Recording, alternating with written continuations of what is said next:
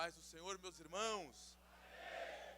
Glória a Deus nessa noite tão linda que o Senhor nos concede, de podermos nos reunir aqui mais uma vez, a fim de bendizer o nome do Senhor Jesus, que é digno da nossa melhor adoração. Eu quero aqui externar minha alegria em poder retornar a esta casa esta em que sou sempre gentilmente muito bem recebido, e casa em que somos recebidos, gostamos de voltar. Eu quero louvar a Deus por essa oportunidade singular de, pelo terceiro ano consecutivo, salvo o melhor juízo, pregar aqui no trabalho da juventude de Jacareí, o trabalho conhecido como o Madejac, não é isso? E quero louvar a Deus por essa oportunidade.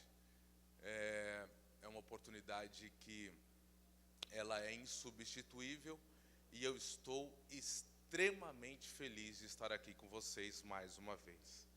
Eu quero agradecer a Deus pela vida do querido pastor Ricardo Carvalho, pela gentileza, pela fidalguia e pelo apreço com que o Senhor sempre nos recebe aqui nesta casa. Eu vou ser sincero para o Senhor aqui, e eu externo minha gratidão honrosa à sua digna esposa, pastora Ruth. Não errei, né? Eu estava pensando esses dias, e a caminho daqui vinha conversando com o meu amigo, pastor Alex. Eu estou há 16 anos, né, no Campo do Braz, Ministério de Madureira. Após ter me formado, eu decidi me empenhar exclusivamente não, mas com mais afinco ao Ministério Pastoral. E no final do ano passado eu iniciei esse trabalho lá na Regional 7, regional que o seu cunhado faz parte, pastor Gerson. Mas se um dia Deus olhasse para mim e me perguntasse com quem você quer trabalhar, eu não titubearia. Eu diria: eu quero trabalhar com o pastor Ricardo. Mas ainda como Deus não falou nada, eu estou lá. Sem sombra de dúvida. Sem sombra de dúvida. Eu não tenho a menor dúvida de que eu escolheria estar ao seu lado. E eu aprenderia muito com isso, tá bom? Deus te abençoe, querido amigo pastor Ricardo, sua digna esposa. Transmito meu abraço ao querido pastor Newton, presidente do campo. Prazer em conhecer o pastor Fábio. Deus te abençoe, parabéns pelo rico trabalho que Deus tem prosperado através da sua vida, tá bom? Aos queridos pastores aqui do campo de Jacareí, fica o meu fraterno abraço. Faço referência ao meu motorista hoje. O pastor Alex é pastor auxiliar ali na Assembleia de Deus de Vila Manchester. E como eu viria sozinho para cá, a minha esposa não pôde vir, eu recorri a ele. Por quê? Porque eu tenho mania de dormir ao volante. E para ir embora na Ayrton Senna depois de ter pregado, eu ficaria com sono. E como ele trabalha com Uber, eu liguei para ele. Eu falei: me ajuda aí, varão. Ele falou: vamos lá dar um glória. E eu louvo a Deus pela sua vida, tá? Estou te devendo essa. Já fiz a propaganda do Uber, né? Puxa vida. Abençoa os taxistas, Jesus. Glória a Deus. É isso. Irmãos, você pode abrir a sua Bíblia por um instante no tema proposto? Efésios capítulo 2, verso 8.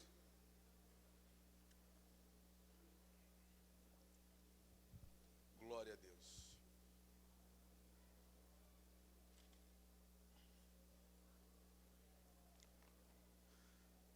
Efésios 2 e 8, aos que encontraram, digam amém. Amém. Quantos querem ouvir a palavra de Deus aqui nessa noite? Amém? Amém. Deus tem uma palavra ao seu coração. Outro detalhe: serei extremamente breve e sucinto naquilo em que pretendo falar a vocês. Efésios 2 e 8, porque pela graça sois salvos, por meio da fé. Isto não vem de vós, é dom de Deus. Glória a Deus. E o tema proposto, capturados pela graça. Irmãos,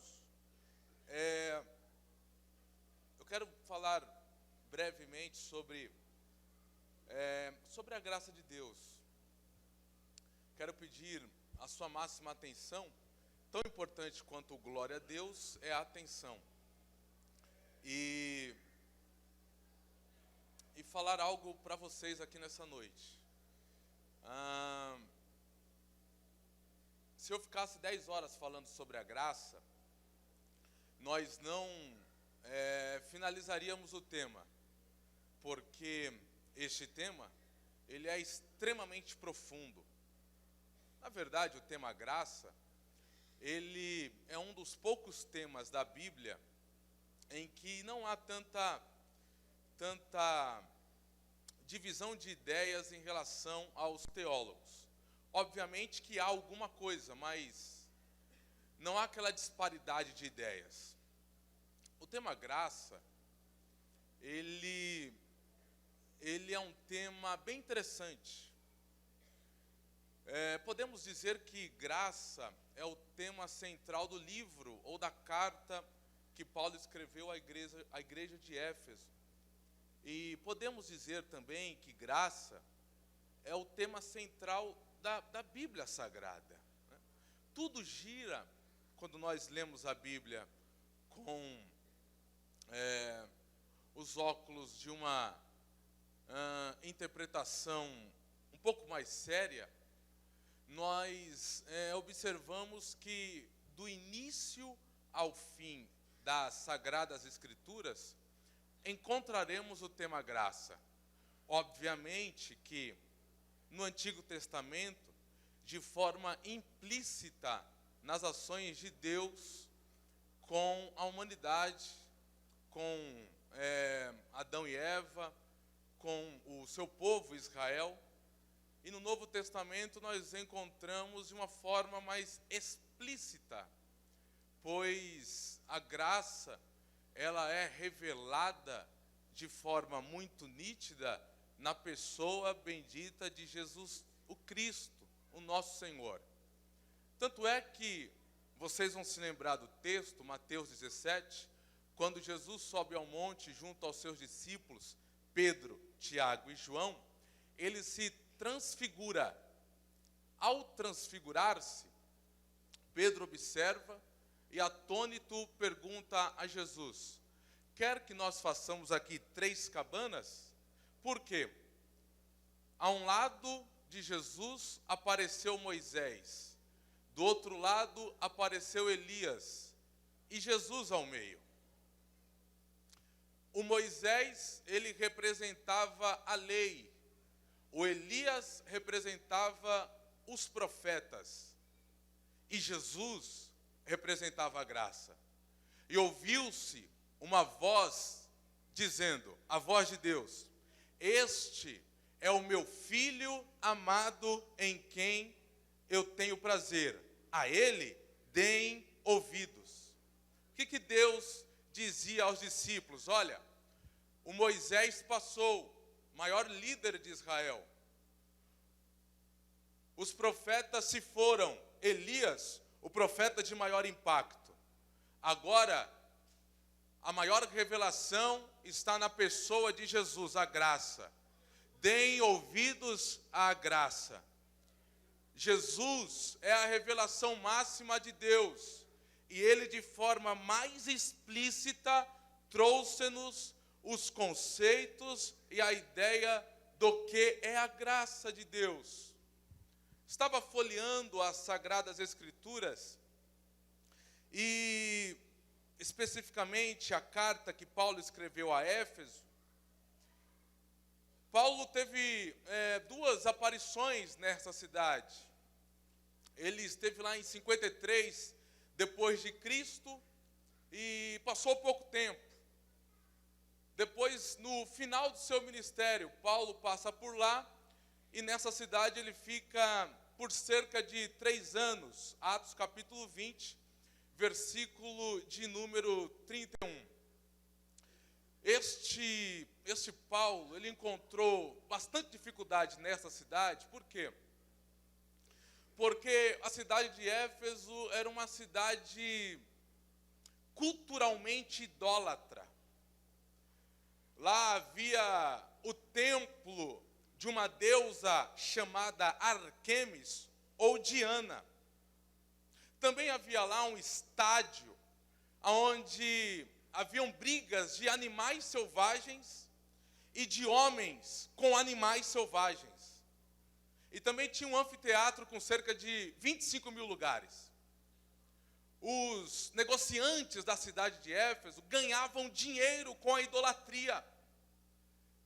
E de repente chega o Paulo pregando algo que desvirtuava e trazia prejuízo financeiro aos homens que lucravam com a promiscuidade e com a idolatria daquela cidade. Logo, Paulo, ele era odiado. E levantou-se um homem contra ele, um ourives chamado Demétrio, que se insurgiu contra Paulo e contra os seus companheiros de viagem. Paulo, no final da sua trajetória, viveu em uma prisão domiciliar e escreveu algumas cartas. Dentre elas, ele escreveu a carta à igreja de Éfeso. E ele entra no capítulo 2, falando do estado de miséria em que o ser humano vive. Ele diz que Deus, na pessoa de Cristo, nos vivificou quando nós estávamos mortos em nossos pecados. E ele diz uma palavra que me chama muita atenção. Ele diz que Deus é riquíssimo em misericórdia. E utilizando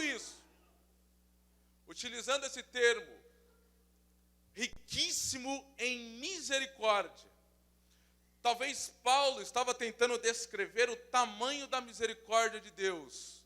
O salmista disse que assim como é a distância da terra para o céu, assim é o tamanho da misericórdia de Deus. Aí o Paulo tenta encontrar uma palavra e utiliza o superlativo de rico, riquíssimo em misericórdia. E no versículo de número 8, ele traz à tona uma das maiores verdades, para não dizer a maior verdade bíblica, se existe maior verdade. Ele diz que pela graça nós somos salvos por meio da fé. Isto não vem de vós, é dom de Deus, não vem de obras, para que ninguém se glorie. Assim, Russell Shedd define graça.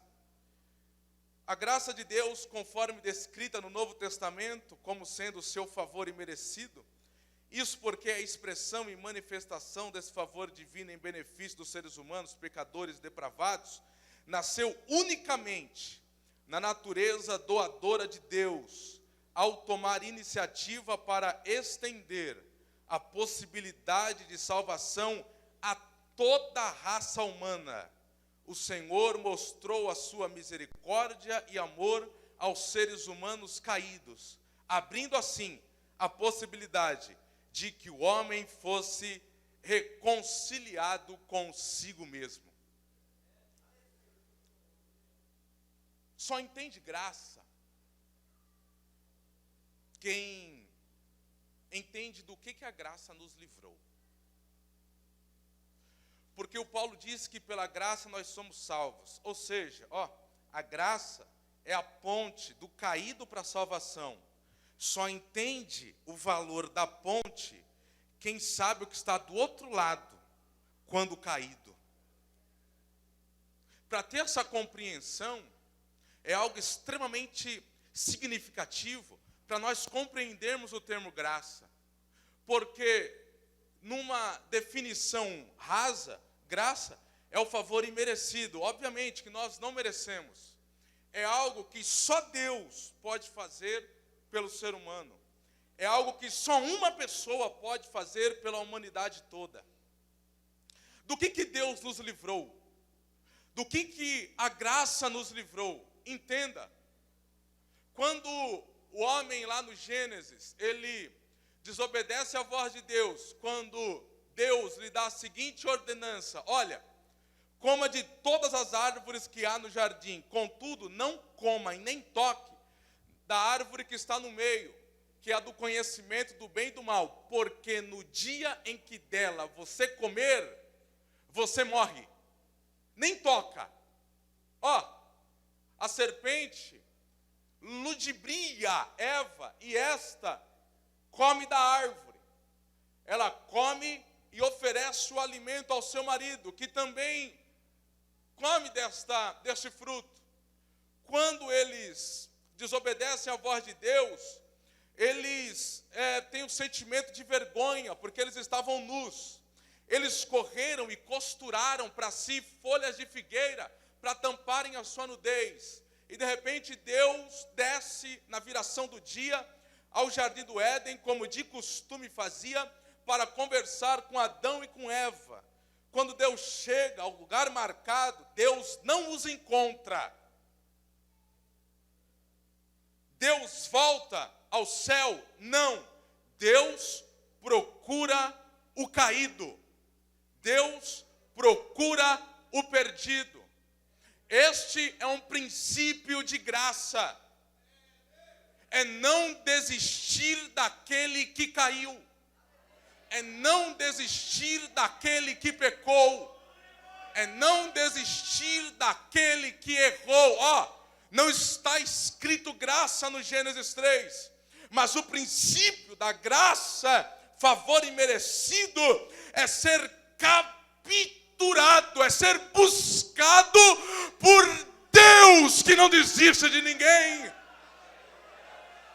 Ainda numa situação deplorável, Deus chega ao lugar marcado, a hora marcada, momento de comunhão. Quando Deus chega, Deus não encontra. Talvez se fosse eu, como sou apressado, não gosto de esperar ninguém, eu já iria embora, eu iria mandar o zap dizendo: estou indo embora. Mas Deus, Ele é diferente de mim. Ele foi e o homem não estava. Mas a Bíblia diz que Deus fez a seguinte pergunta: Adão, aonde estás? Se uma pergunta definisse o termo graça, o questionamento seria esse: aonde você está? Talvez você não esteja no lugar marcado, na hora marcada, mas Deus está no mesmo lugar, lhe perguntando: aonde você está? Aonde você se encontra? Você pode abrir um sorriso assim nessa noite? Pode. Você pode me fazer uma pergunta para o irmão que está ao seu lado? Pergunta para ele: aonde você está? Aonde você está? Deus está à nossa procura.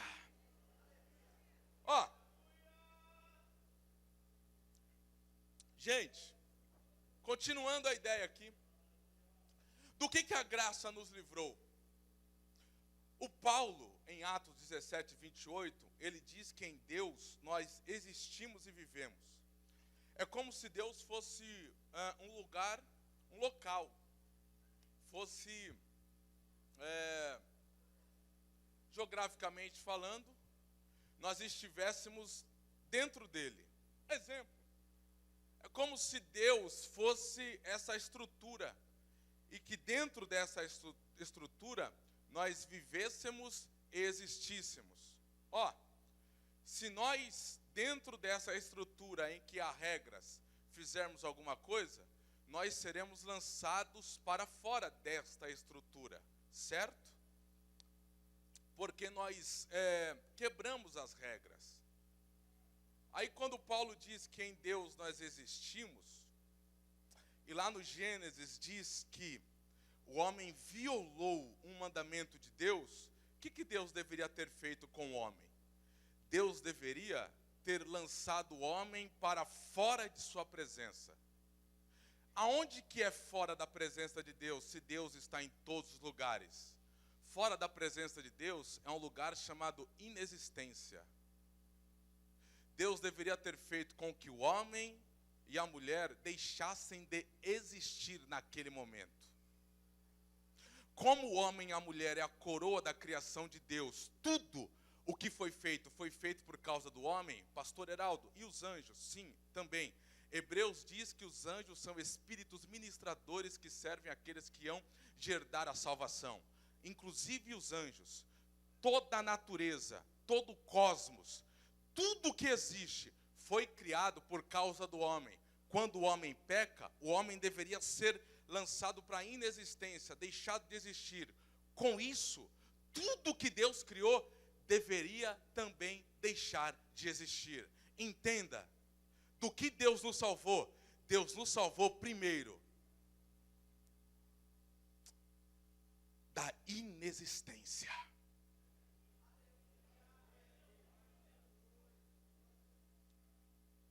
A graça de Deus fez com que o ser humano, apesar da sua queda, ainda existisse. O que Deus estava falando para Adão e para Eva? Quando Deus não os destrói, Deus estava de forma muito clara dando a seguinte mensagem para Adão e para Eva, e dando essa mensagem para nós nessa noite. Eu estou te dando uma nova oportunidade de escrever uma nova história.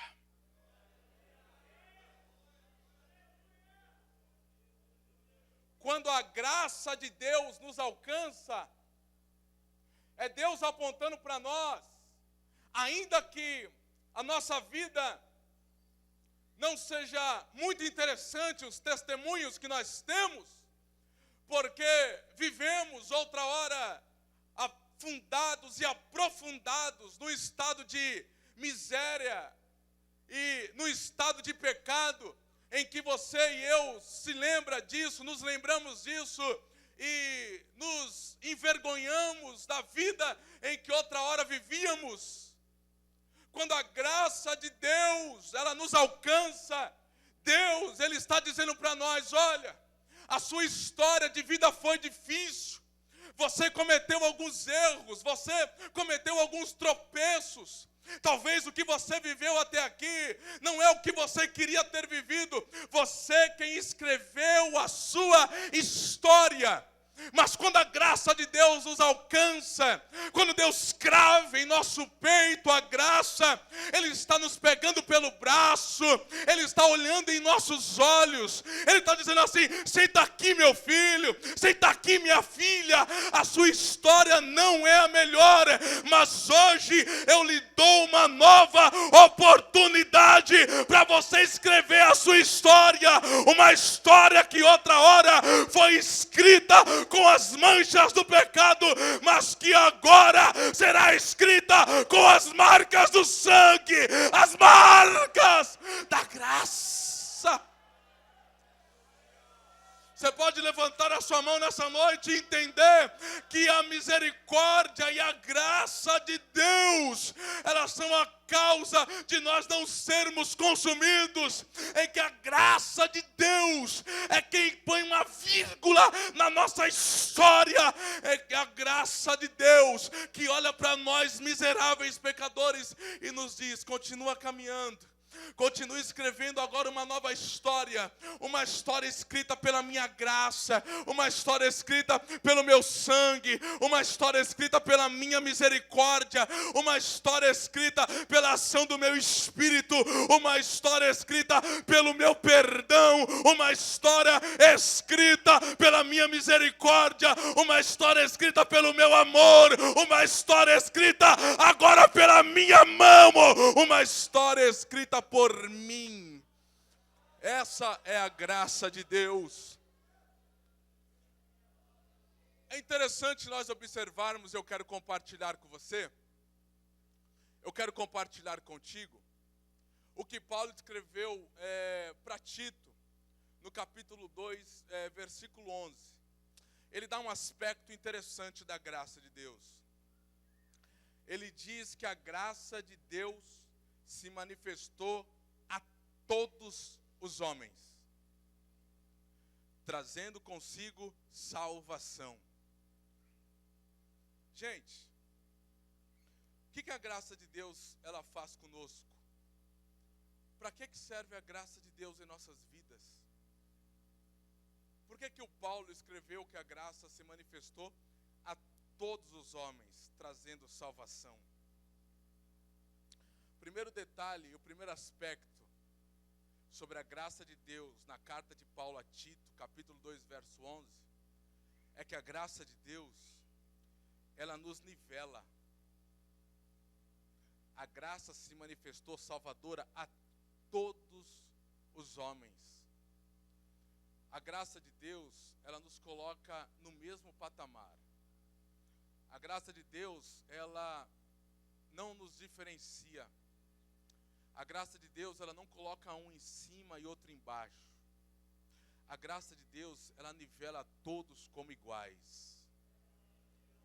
O mesmo Paulo escreveu que em Deus não há acepção de pessoas. A graça de Deus, ela olha para mim e olha para o pastor Alex.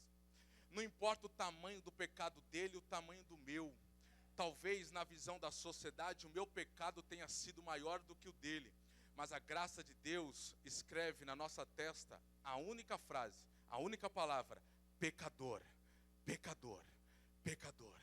A graça de Deus, ela coloca todo mundo no mesmo patamar. Aqui eu pego um detalhe que eu quero transmitir a você e contigo compartilhar. A partir do momento em que nós, na nossa religiosidade medíocre e absurda, nós diferenciamos pessoas que frequentarão as nossas igrejas, que andarão conosco, é porque a graça de Deus não atingiu a nós. Sabe por quê? Porque a partir do momento que a gente diferencia alguém de fazer algo na igreja ou deixar de fazer por causa do pecado que ela cometeu, isso quer dizer que a graça não alcançou a mim, porque eu estou fazendo diferenciação de pessoas. Você está entendendo o que Deus está falando aqui nessa noite? A graça de Deus olha para mim e olha para você, olha para o homicida e olha para o adúltero e diz: para mim é tudo igual, para mim é tudo igual. Olha para o adúltero e olha para o homossexual e diz: para mim não tem diferença. Deixa eu dizer uma verdade aqui. Nós, na nossa religiosidade, nós pegamos o homossexual e o tratamos como um homem extremamente miserável, indigno da misericórdia de Deus. Me desculpe dizer, com todo respeito, eu sou pastor de uma igreja e na minha igreja tem homossexuais. Me desculpe dizer, a nação evangélica brasileira tem um papa. Obviamente que há aquelas pessoas que não concordam com a ideia desse homem. Mas um que está na televisão todo sábado, meio bravo, um dia ele disse que um homossexual é como um ladrão. Aí eu fui ler as Sagradas Escrituras e o Paulo coloca o homossexual ao lado do adúltero, ao lado do mentiroso. Só que quando a gente lê as palavras do Paulo, a gente só fala do homossexual, a gente esquece o adúltero e a gente esquece o mentiroso. Sabe por quê? Porque o homossexual, na cultura brasileira, é um ser miserável e não pode estar do nosso lado. Quem está dizendo isso é um pastor que tinha preconceitos contra homossexuais. Ambientes que eu frequentava, chegava o homossexual, eu ia embora. Até que um dia Deus, falando comigo na palavra, Deus disse: meu filho, ele é um pecador como qualquer outro. E o pecador você trata assim? O pecador você expulsa ou você atrai? Aí eu fui ler a Bíblia, pastor Fábio. Eu via que os homens que expulsavam os pecadores eram os líderes religiosos, medíocres, sem vergonhas, que tinham medo de perder os seus postos para os pecadores. Até que veio Jesus e diz: põe uma bisteca aí que eu vou comer com o pecador e com o publicano.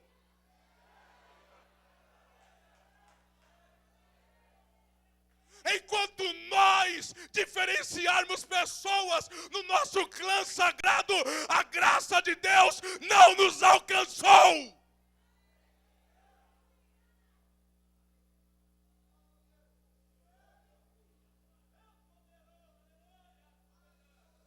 Mas quando nós olhamos para o pecador e sentimos as suas mazelas e dizemos, anda comigo, a graça está agindo, a graça está agindo, a graça está agindo.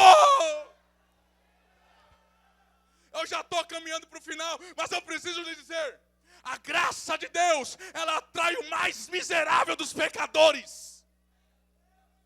Olha aqui, eu preciso dizer, isso que está no meu coração. Eu me lembro que quando eu me converti, a minha família é uma família brevemente tradicional do bairro. E eu era um rapaz conhecido daquela família. Quando eu me converti, meu Deus, os vizinhos da minha mãe chegavam para ela e diziam, quando seu filho passava pela rua, eu entrava para dentro de casa porque eu tinha medo.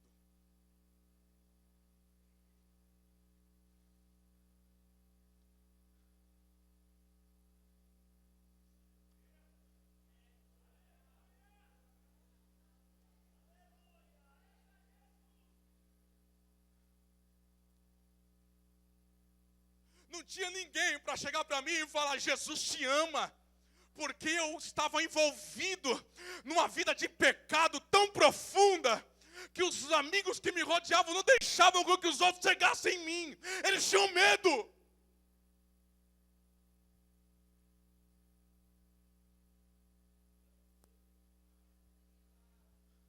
Mas um dia alguém desceu lá, mas um dia alguém chegou para mim, e me chamou pelo meu apelido e disse, Jesus quer salvar a sua alma. Jesus quer salvar a sua vida. Aí eu estava numa festa na rua de casa. Eu estava dançando break, eu gostava de dançar break.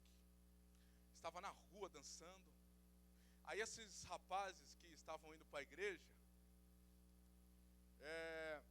amigos meus, eles estavam indo para uma vigília aquela noite.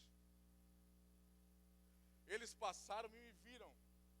Um deles, pastor, de terno e gravata, foi lá no meio, cheiro de maconha, de bebida, mas ele não se omitiu. Ele foi lá em mim, pastor Fábio, falou, vamos para a vigília com a gente agora? Eu tinha ido uma vez na igreja. Eu olhei e falei, eu vou. Você vem me chamar aqui, eu vou com você. Eu tinha 15 anos de idade. Eu fui em casa, eu disse, mãe, eu estou indo para uma vigília. Eu nem sabia o que era vigília. Eu cheguei na vigília, estava lotado aquele lugar. Não cabia de gente. Aquelas vigílias do mistério, sabe? Aquelas do mistério. Do fogo pegando. Aí tinha uma irmã, ela era desse tamanho. E ela passava de lá para cá, daqui para lá, falando em língua estranha. Eu ficava tentando entender. O que ela está dizendo? Eu não entendia nada. Aí eu ficava com medo. Aí o calor foi chegando. Eu estava com uma blusa pesada. Eu dei minha blusa para o dono da casa. E ele guardou no quarto dele e voltou para dirigir a vigília. Ou acompanhar o dirigente. Chegou tal hora, eu queria ir embora, porque eu não aguentava mais ficar ali. Como é que eu ia embora sem minha blusa? Eu tive que ficar lá até o final. Clareando o dia, final da vigília. Uma irmã estava sentada, ela um pouquinho forte. Aí ela com dificuldade para se levantar. Ela se levantou e disse, antes de acabar a vigília, eu tenho uma revelação para um jovem aqui. Aí ela apontou assim, é para você. E eu era o primeiro. Aí eu olhei para o lado, você? Aí, não, é você mesmo. Aí ela olhou para mim e me disse, jovem, eu via hoje. Ela disse assim, eu via hoje uma arma apontada na tua cabeça. Você ia morrer hoje. Fui embora, não entendi nada. 3 da tarde eu volto no boteco, vou jogar meu bilhar, vou tomar meu negocinho. De repente, os camaradas da vigília, os camaradas da festa descem lá no bar também, pastor Ricardo. Aí eles me dizem assim, Heraldo, chamaram pelo meu apelido, Heraldo, vou falar meu apelido aqui, né? Heraldo, eles disseram assim para mim: você teve sorte. Falei: por quê? Sabe ciclano, fulano e bertano, com quem você tem briga, e eles querem te matar? Falei: sei. Eles vieram essa noite na festa atrás de você. Na hora eu não entendi, mas hoje eu entendo uma coisa: Deus, Ele sempre chega primeiro.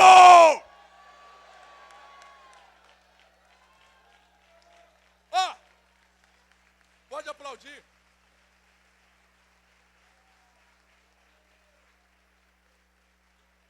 Você pode ser profeta de Deus na vida de alguém e dizer assim: Deus sempre chega primeiro? Diga aí para alguém: Deus sempre chega primeiro. Deus sempre chega primeiro. Era para eu estar no lugar marcado, mas Deus me tirou de lá e foi me procurar. Heraldo, aonde você está, Heraldo? Aonde você está? Eu estou atrás de você. Isso é graça. A graça atrai. A graça diz: eu te dou uma nova oportunidade. Você não merece, mas eu te dou uma nova oportunidade. Uramachandarai. Fique de pé que eu vou fazer uma oração. Aleluia!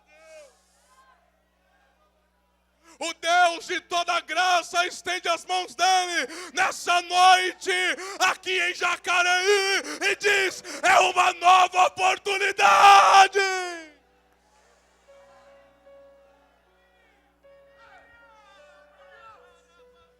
Pastor, eu não mereço, não importa.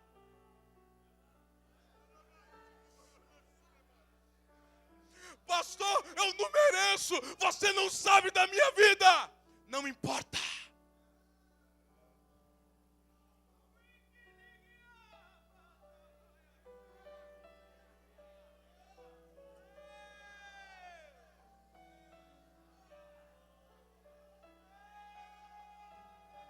Pastor, não estou entendendo, te explico fácil.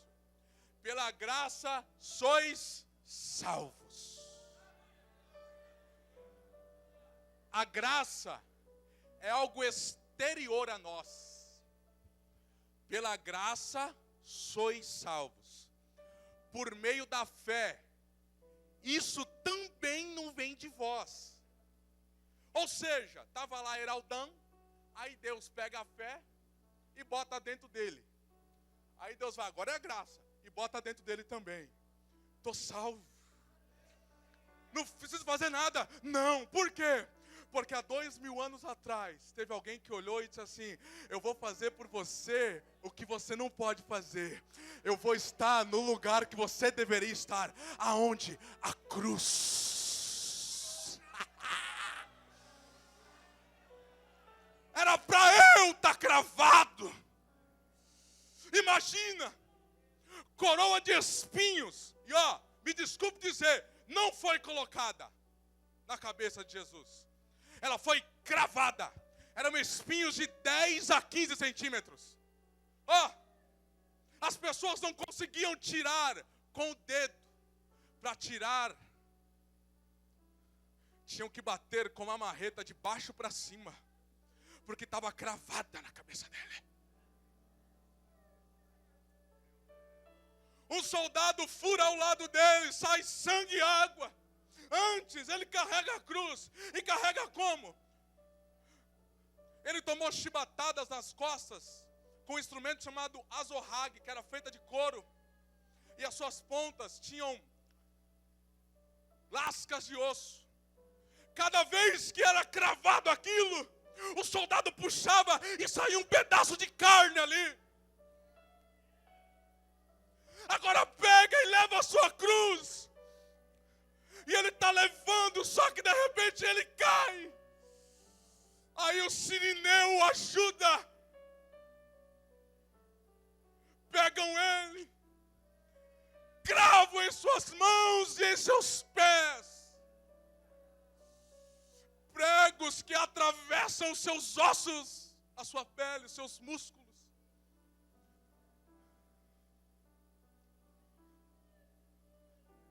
Quando ele é lá cravado na cruz, seu lado tem suas pernas quebradas. Por quê? Porque a sustentação do seu corpo se dava com suas pernas. Quando a perna é quebrada, ele não consegue sustentar mais seu corpo. Mas de Jesus ninguém quebra um osso. Isaías profetizou: nem um dos seus ossos será quebrado.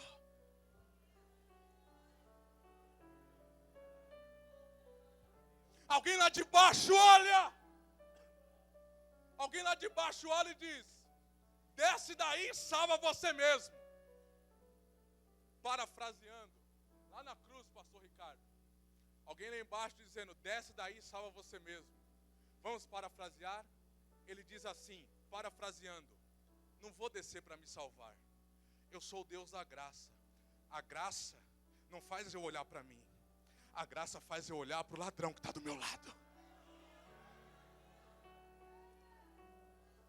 A graça faz a gente olhar para o próximo. A graça faz a gente olhar para o miserável e estender a mão. Se nós não fazemos isso, me desculpe, nós não temos graça. Se nós estamos arraigados no egocentrismo religioso, é porque a graça não nos alcançou. Mas o ladrão olha e diz assim: quando entrares no teu reino, lembra-te de mim.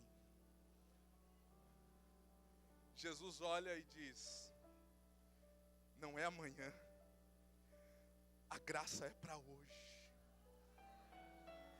A graça é para agora. Lamassure candarai. Amanderebia sorai choremande face a calasere maio.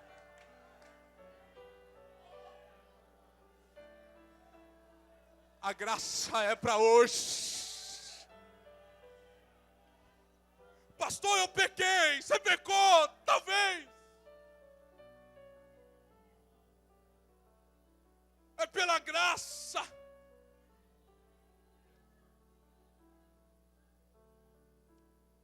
Pastor, eu preciso entregar uma revelação que Deus deu para mim, para eu entregar para um jovem aqui. Vou fazer uma oração aqui nessa noite, mas eu preciso entregar uma palavra para um jovem.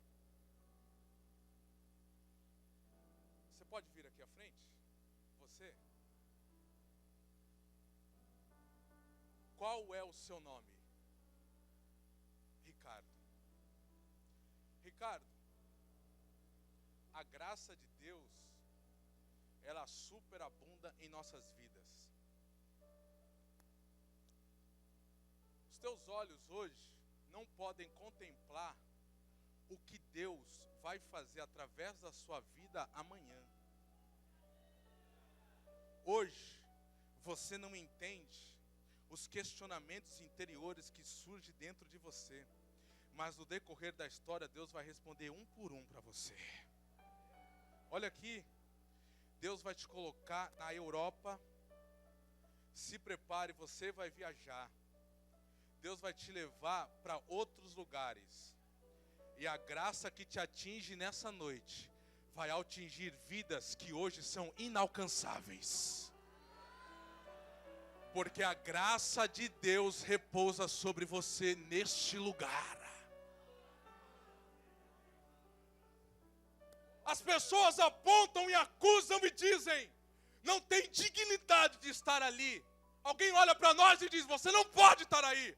Talvez dignidade eu não tenha, mas eu tenho o direito de estar. Por quê? Porque na cruz Ele comprou o meu direito. Não importa o que vão dizer. O importante, meu filho Ricardo, é que a graça de Deus entra no teu coração nessa noite. E Ele te diz: eu vou endireitar os caminhos tortos, eu vou quebrar a porta de bronze, ferrolho de ferro, e você vai saber que eu sou Deus na tua vida.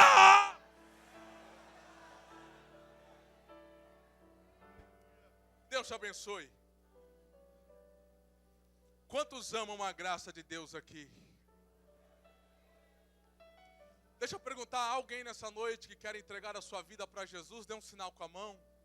Há alguém que quer aceitar a Cristo como Salvador de sua vida? Olha aqui, a graça nos alcança, a misericórdia de Deus nos atinge, pastor Lucas. Independente da vida que nós levamos. A graça de Deus, ela é para todos os homens, ela é para todo mundo.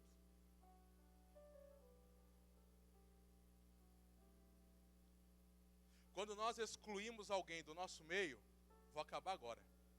Quando nós excluímos alguém do nosso meio, porque as suas atitudes para nós não são condizentes com aquilo que nós pregamos, revela que a graça de Deus já foi embora da nossa vida.